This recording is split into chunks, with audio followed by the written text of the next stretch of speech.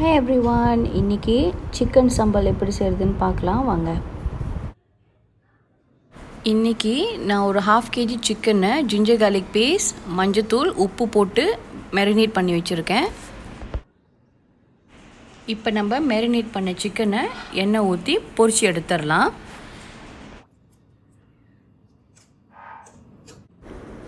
எண்ணெய் நல்லா சூடானதுக்கப்புறம் ஒரு பீஸா உள்ளே போட்டு நல்லா பொரிச்சு எடுத்துடலாம்.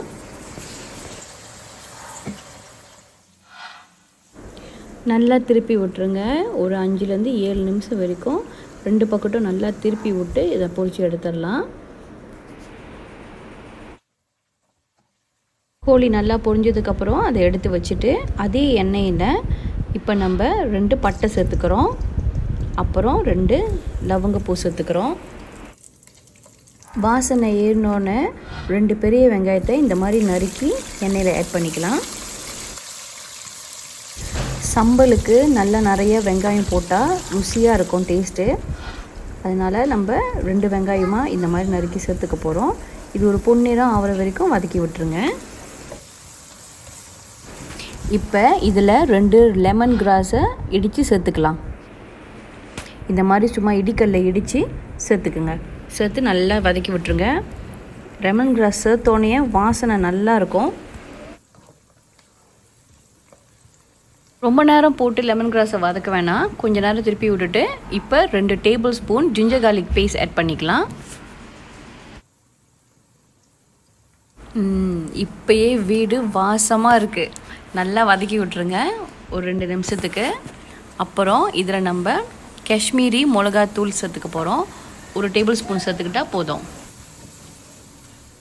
உங்கள்கிட்ட காஷ்மீரி மிளகாத்தூள் இல்லைன்னா இங்கே நார்மல் மிளகாத்தூள் கூட சேர்த்துக்கலாம். காஷ்மீரி மிளகாத்தூள் சேர்த்துக்கிட்டோமா நல்ல கலர் கொடுக்கும், அதுக்கு தான்.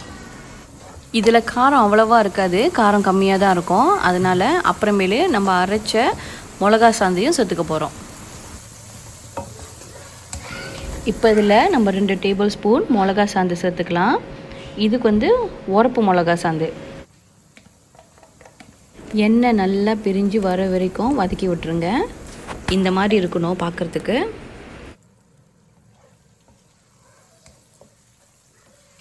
இப்போ இந்த ஸ்டேஜில் ஒரு 1/2 கப் தண்ணி ஆட் பண்ணிக்கலாம். அதில் ஆட் பண்ணிவிட்டு நல்லா வதக்கி விட்டுருவோம். நல்லா கொதிக்க விட்டுருங்க. இந்த மிளகாவோட பச்சை வாசனைலாம் போகிற வரைக்கும் நல்லா அது கொதித்து வரட்டும். அதுக்கப்புறம் இதில் நம்ம டொமேட்டோ ஆட் பண்ணிக்கலாம். இப்போ இதில் நான் ஒரு டொமேட்டோ ஆட் பண்ணிக்க போகிறேன். ஒரு டொமேட்டோவை நல்லா வெட்டிட்டு இதில் ஆட் பண்ணிக்கிறேன். அப்புறம் இந்த சம்பலில் எண்ணெய் கூட இருக்கிற மாதிரி இருக்குல்ல, சம்பலுக்கு எந்த சம்பல் செஞ்சாலுமே எண்ணெய் கூட இருந்தால் தான் சம்பல் நல்லா ருசியாக இருக்கும்.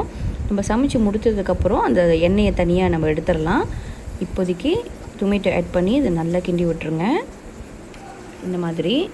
அப்புறம் இதில் மறுபடியும் ஒரு 1/2 கப் தண்ணி ஊற்றி நல்லா வதக்கி விட போகிறோம். ஏன்னா இந்த பச்சை வாசனைலாம் இருக்கக்கூடாது.